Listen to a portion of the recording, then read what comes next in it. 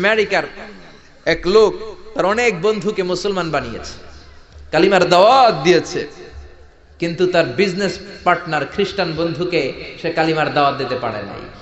সে মনে মনে ভাবলো, আমার জীবন থাক আর না থাক, আমার খ্রিস্টান বন্ধুকে তার কলিজার ভেতরে কালিমার দাওয়াত দিয়ে আমি ছিদ্র করে দেবো। কোন সুবহানাল্লাহ।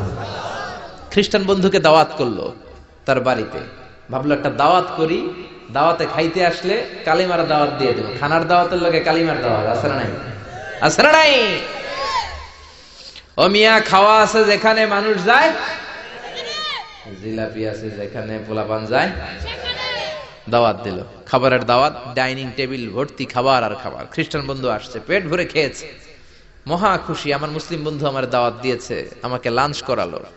এরপর স্টারবাকসের 2টা কফি দুইজনে নিয়ে ডাইনিং টেবিলে বসেছে।